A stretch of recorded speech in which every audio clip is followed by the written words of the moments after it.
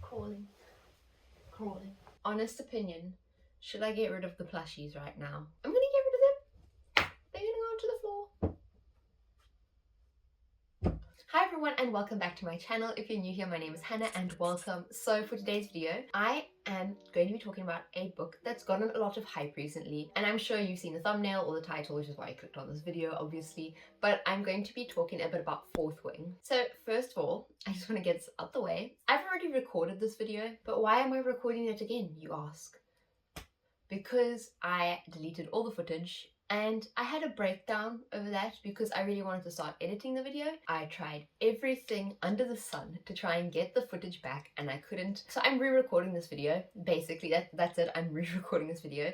So if I'm not as enthusiastic as I usually am, that's why. Because I'm having to go through all of my notes again, try and remember the jokes I made the first time. Now, I'm sure most of us have seen or heard of Fourth Wing, either from BookTok, Bookstagram, or even on YouTube. It sort of popped out of nowhere. I think that's why a lot of people jumped on the hype train, is because this author and this book just appeared out of nowhere and everyone just started reading it. The hype around this book has been like all positive. I've seen one or two negative reviews where they're just saying it's not worth the hype.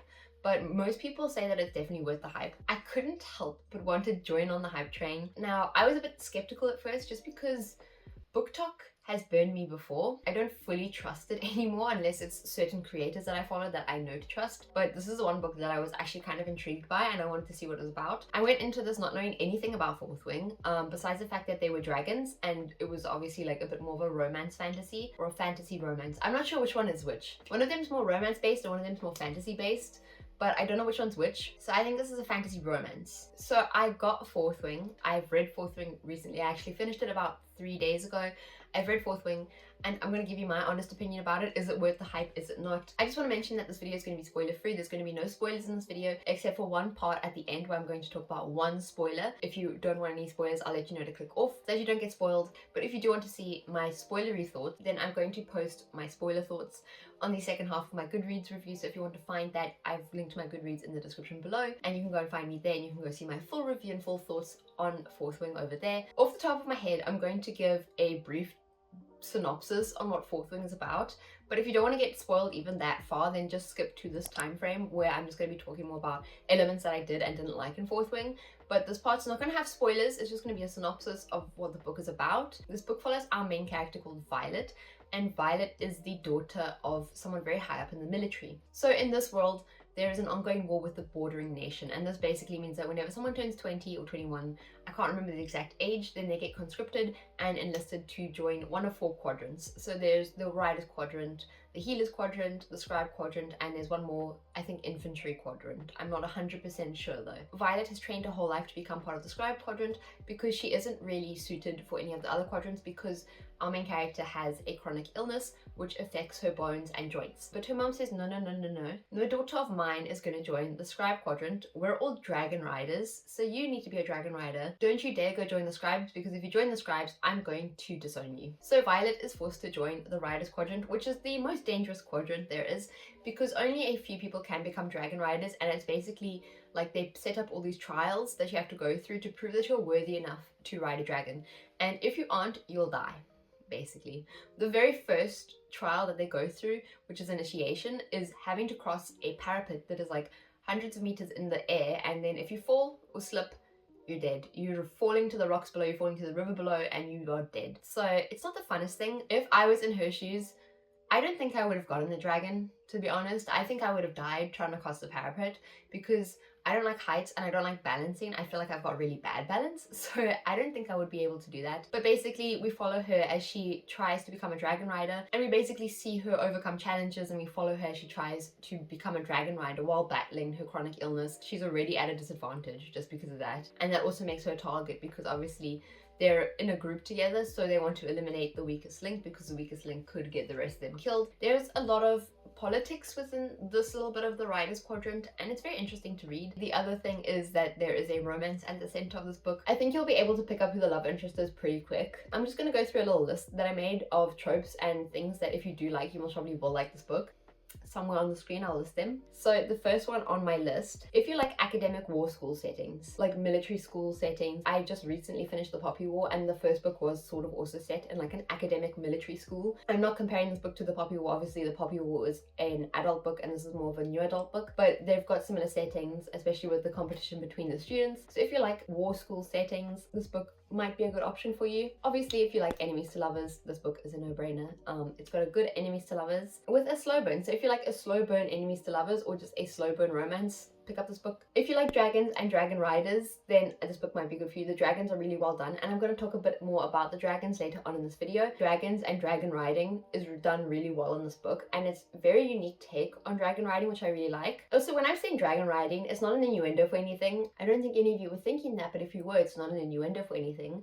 So don't put your mind there. Okay, that's gross. Don't do that. It was just about riding dragons. Not like that though. Like, you know, riding dragons is in the animals like you're riding a horse. Get your mind out the gutter. I think I put you in the gutter though. I think that was my fault. I think maybe I was the problem there and I thought that could be an innuendo when in fact it's actually not an innuendo. And you were all actually thinking of the giant reptilian creature instead of like something else. If you like a sprinkling of a love triangle, this book is for you because it does have like a little bit of a love triangle. It's not the biggest love triangle, but it is a sprinkling of a love triangle. So if you like a little bit of drama and angst, especially when it comes to love triangles and having two different love interests as an option, this book could be for you. I enjoyed the love triangle. I'm not gonna lie, I actually like love triangles. And I know some of you are gonna go, oh, of course. Oh, ugh, I hate love triangles. It's the worst trope. If it's done well, it's so much fun and there's so much drama. And I like the angst. And I feel like love triangles create the biggest angst possible. So it's just the type of angst I like. I'm tired of keeping it in that I actually like love triangles. I'm sick of the love triangle slander because love triangles are actually really good and they're really great for building tension. I'm sure some of you are just sick of it from the last like century as if there were love triangles. I'm sure some of you are just sick of it because of the last like 10 years, but they're actually a lot of fun and maybe you should just get over it and stop rolling your eyes at love triangles. There is some really great angst in this book as well, so if you're into angsty stuff, you can read Fourth Wing. This book also has really great representation, so that's another tick mark. If you like books like that, this book does have great representation. Obviously we have a main character with a chronic illness. We have a good cast of side characters that include a lot of POC characters that feel like real people. There's a non-binary character even in this book. And one thing that I do just want to say, beware, if you don't like this, there is a cliffhanger ending. So if you hate cliffhanger endings, don't read Fourth Wing, but if you love cliffhanger endings, then you can read Fourth Wing.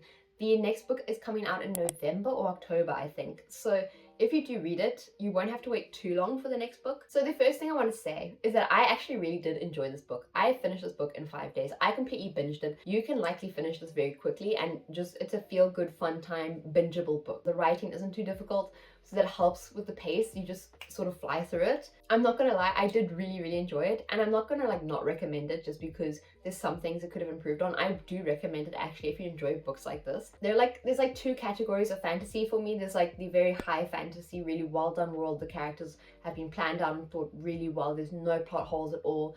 They're really doing some groundbreaking and astounding things. And there's the other category of fantasy, which is like, it's a bit more fun. There's a bit more tropes that they follow. The characters might be a little bit more one-dimensional. It's more fast-paced. The world building is maybe very surface level, but they're really quick and easy to read, and they are still a lot of fun. Those are my two groups, and I would say Fourth Wing leans more into this. It's not all the way in this group, but like if this is a scale, it's a bit more this way. But that doesn't mean it's not a good book. Will I say that it's worth the hype? Not really. The thing is, this book is fun and it does have a lot of good things going for it. It does have some problems as well. So I'm going to go into a few points right now. My first point is going to be that the writing style isn't the strongest. This is expected with a new adult book. I know new adult really isn't a thing in publishing, but this book isn't young adult, but I wouldn't call it adult either. So like new adult is like the best way to say like it's got young adult tendencies, but like it handles topics that adult books handle. The writing wasn't super flowery or descriptive, but that's not necessarily a bad thing. Obviously you like different writing styles depending on who you are as a person. I like books that do have like a bit more of a descriptive and flowery writing style. This book doesn't really have that. It's a bit more to the point. The writing style isn't bad. It's just a bit more simple compared to some other books where it's very descriptive or very like whimsical in a sense, you know, where They use lots of metaphors and they're really well constructed. This book doesn't have that. So if you do like reading books that have really good writing, this book isn't going to be one of those books. You're not coming to read it for the writing. The dialogue was very hit or miss sometimes. Sometimes it was really, really cringy and you had to just sit there and go, yeah, this is the young adult coming out in it. And there were just moments where you know, you just gotta sit and you pretend I didn't see that. There were some good moments of dialogue. I will say that the dialogue between the friend group, the found family, was really fun, and I could actually see myself talking to my friends like that. The way they sort of would interject over each other and like the jokes. The only part that did get a little bit cringy would be sometimes when the main character and the love interest were interacting a bit. Sometimes her thoughts were like, they're realistic. Yeah, she's really channeling my inner thoughts, but like sometimes these inner thoughts just, you know, like on paper they just sound a bit more cringy. Something that I did mention earlier is obviously the representation is really good.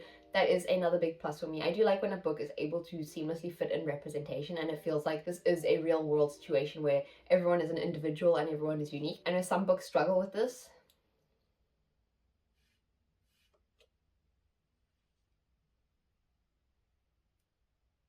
No hate though, no hate. The representation is really good because our main character, Violet, she obviously suffers from a chronic illness and we get to see that a lot in the book. I do think it would have been a bit better if we got a few more scenes where we saw her dealing with her chronic illness a bit better. I like how she lives with it day to day and how she deals with it. We did get a couple scenes, but I think obviously there is a fine line between if you mention it too much, the readers can get a bit bored and irritated with how much is being mentioned. Whereas if you don't mention it enough, it's not a big enough problem and it's not a part of a character because it's sort of brushed over. The author did find a middle ground, but I think there was enough space that she could have pushed it over just a little bit more and given us maybe 1 or 2 extra scenes where we get to see it and get like a little bit more educated about this actual disease. There was a moment where the main character was talking with someone, I'm not going to mention who, and it was a really nice quote. I'll try find it and put it on the screen, and it was basically just about how you're allowed to be here because you have worked just as hard as you people. You might have worked even harder because you were at a disadvantage, so you already started like a foot behind them. And it sort of stood out to me because it felt very like fitting to real life. Also, one thing that was really cool is the way that her chronic illness played into the story. It had made her have to take a different approach to the other characters when it came to the trials. It made her have this really great character arc where she had to become more cunning and resourceful, and it was really fun to see how she would be cunning and like sort of like make it more fair to her so that she would be able to get through and not die. That was a really great part of the book and I did enjoy it, how she would overcome her obstacles basically. Another thing, this book did have some really great twists, but I do have a little bit of a problem and I don't know how I feel about it because I don't really enjoy books where the twist comes completely out of the left field, and this book did have a twist like that where you couldn't have guessed it by the time the ending came. I don't think you could have. I do like books where the author leaves breadcrumbs for you and then when you get to the big twist, all of these little breadcrumbs now make sense and you realize why they were placed here. This book didn't give me any breadcrumbs, so I didn't see the big twist coming. Some people said that they did. I didn't. I'm going to be honest. I didn't see it coming. I knew that there was going to be a twist, but I didn't know what the twist was going to be specifically. But like, I understand why we didn't get breadcrumbs because this book is a first-person book, so we're only seen through the eyes of our main character. And if she wasn't given any breadcrumbs, then we wouldn't be given any breadcrumbs as the readers. But like, it's just difficult because sometimes I feel like twists like that can be a bit lazy because there was no setup for them. There was no foreshadowing of this big twist. I'm a bit conflicted on that point because it was a good twist and it did add a little bit of shock value to the end, but it's just like I couldn't have guessed it. This book, it's like a contradiction because it was unpredictable at the end. The big twist was a bit unpredictable for me, but then also a lot of the smaller twists were predictable, and I think this is just because the book does follow a lot of tropes, so it can become quite tropey, and that's not necessarily a bad thing, especially when it's done well. It can be really fun and very enjoyable to read. But this book, obviously, because it is set up on tropes, I could guess a lot of things. The second something was mentioned, I could sort of guess what was going to happen. I hadn't read the book. I didn't know who the main love interest was, but the second we were introduced to him, I said, that's the love interest. I know this for 100% fact. I know this is a love interest. There was another character who, when we got introduced to them, the way that their character was set up in that moment, I could see the arc that they were going to take and where they were going to end up at the end of the story, just because this sort of character has to follow a recipe in books like this. I would have liked if the character didn't. I know it added to the hate factor. It's a bit predictable just because so many books have done this before. So I saw this character, I saw the relationship between this character and the main character, and I knew this is the arc. I can see it. this is what's going to happen at the end of the book. And it did happen, and I was right, and I felt very valid about having that thought because I was right. Like, there's also another moment where it was a little bit predictable. It was like, oh, this is going to happen. Oh, it didn't happen. Oh, it did happen. Never mind. So I did get my expectations subverted, but then I went back to my expectations. So I don't know how to feel about that. So I was like, oh, I was wrong. I can't believe I was wrong about this prediction. Oh, never mind, I was right. But that's really cool though. I like how she did that. So there was that sort of moment in the book. It's so hard trying to talk without like spoiling. It's so hard to talk without spoiling the book. If you've read the book, I'm sure you understand what I'm saying, right? But yeah. On the topic of predictability, there were some moments where I was like, of course it is. I don't know what else to say about these moments. I just call them my of course it is moments, because it's literally moments where I'm reading a book and something happens and I go, of course it is.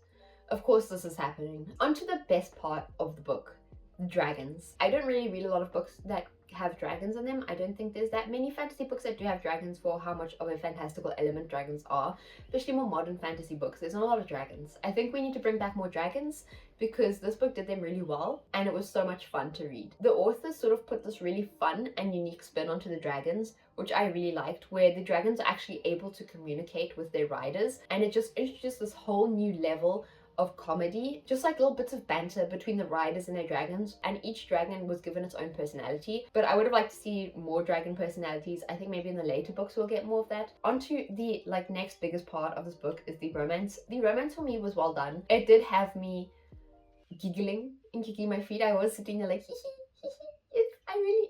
I'm enjoying this. It was a fun one to read, and obviously there's a lot of drama and angst and pining for each other, you know, that was fun. The one thing I did like was the main love interest wasn't toxic, which was really nice. It was a breath of fresh air, because a lot of them are very toxic. Even if they're like not portrayed as toxic, the author says no, they're not toxic, they still have some toxic tendencies. This one felt like one of the least toxic love interests that I've seen in a while, especially in fantasy books, especially enemies to lovers fantasy books. A lot of them are very toxic. There was also really great tension between the main character and the love interest. I was eating it up. And also, yes, if you wanted to know this, the book does have some spice. It has 2 spicy scenes in the whole book, which is about like 500 to 600 pages. I'm not going to rank it on a spice level because that's not the type of content I do. I don't do spice ratings, but I did see other people's spice ratings, and people rated it between 2 to 3 chili peppers out of 5 chili peppers. There was some actual danger, which was nice. Some of these books tend to have very heavy plot armor that can almost ruin the book, because I'm no longer scared for any of the side characters, even because none of them are going to die. I like books where there is death and I can feel actually a bit worried for some of my favorite side characters. Some books don't have that at all, and every character is fully encased in the thickest layer of plot armor imaginable. No hate. I said I wasn't going to hate in this video, and I'm hating in this video. Don't mind me, don't come for me either. I was just a joke. It was just a joke. The author sort of did that thing where you're introduced to a character and you're like, oh, this is definitely going to be a side character. Oh, never mind, they died. That's not a spoiler because it happens very early in the book. One very small complaint that I do have, which isn't a huge complaint, I literally just said it was a very small complaint, but one very small complaint that I have is that this world building isn't the best or the strongest world building I've seen. It was kind of stock standard world building. It wasn't anything that I completely lost my mind over or found really interesting. A lot of the time, actually, when they were explaining some of the world building, it was sort of like a bit info dumpy, and it went in my one ear and out my other ear. That also happened when they were explaining the hierarchy system to the writer's quadrant. I still don't understand the exact way that that works. Maybe that's a me problem, and I just didn't pay any attention when they were talking about it. If you like a book with lots of world building and political intrigue, then this book isn't the one that you're looking for. But it did have a little bit of decent world building just to flesh out the world a bit better and further the plot. It's not a book that has no plot. I need to stop doing that, sorry. I'm gonna get bullied in the comments. It's fine. Overall, this book is really good. I would recommend it if you enjoy anything that I've mentioned, or if you think after hearing me talk about it that you would enjoy it, then go for it. Definitely try it out. I don't think it is worth all the hype that it's gotten. I think there are a lot of other books that have done things way more groundbreaking, and I think those books do deserve a bit more praise than Fourth Wing, but like, it's just the nature of how book talk and bookstagram works. Books that are easy to digest, everyone can enjoy. So it's obviously going to get a lot of praise and approval because it's a book that everyone can enjoy, whether you're new to fantasy or a bit more of a veteran when it comes to fantasy. I've seen that a lot of people who don't read fantasy have enjoyed this book, which is nice because it can sort of be like your gateway drug into fantasy. I've seen some people say it's similar to ACOTAR, And I have read ACOTAR. I read ACOTAR also very quick. I did also binge it, like how I binged this book. But I would actually say that if you didn't like ACOTAR, but you liked some aspects about it, like you had fun, like I enjoyed reading ACOTAR, but in theory, looking at it, I don't think it's a good book. I'm really just like, I've pulled out the weapon and I'm just like taking aim today at ACOTAR, so I'm sorry about that. But ACOTAR, like, I did enjoy it. I had lots of fun reading it, but it's not a book that I would say is a perfect book, and there are a lot of problems that I can find with it. But if you have a similar opinion to what I have towards ACOTAR, I think you would enjoy this book like I did, because this book is similar to ACOTAR. It does share some aspects that are very similar, but I think it's done better. There's more plot, the characters are better executed, the comedy is a bit better, and it's not as toxic in some areas. Better representation, it does a lot of things better than ACOTAR. Obviously ACOTAR is like the cult classic when it comes to romance fantasy books or fantasy romance books. But I think if you mildly enjoyed ACOTAR but you didn't think it was for you, I think try out Fourth Wing. I think Fourth Wing is better. And that's my hot take. But now I'm going to be talking about a spoiler in like 4 seconds maybe. So if you don't want to get spoiled even a little bit, just click off. It's not the biggest spoiler. I'm not going to like spoil anything huge. It's just a little aspect of the book that appeared momentarily that I trauma blocked for a second. And then when I was writing down my notes, I remembered this happened. And I just wanted to bring it up and talk, because I don't know if it's just a me problem or if it is an actual thing that I just found very weird. So if you don't want to get spoiled for that type of spoiler, then click off, and I'll see you guys in the next video. Okay, they're gone, right? Well, if the people who don't want to get spoiled are gone, cool. I found it so weird that obviously the dragons have connections with the riders, and there was a moment where obviously you'd find out that Xaden's dragon and Violet's dragon are mated, and then they start like getting it on, and because the riders share their emotional connection with the dragons, both of them got like corny with an H. It was a bit weird because like I understand that it was used as a plot device to further the plot, especially further the romantic tension between them, but it was very, very weird. Like, it's sort of like, imagine you're just sitting at home and then your cat comes in and your cat is in heat, and then you are suddenly like corny, you want to go corn dog with someone. I know the dragons aren't their pets, like they're almost like another human sort of, because they're conscious and they have thoughts. They're still like an animal.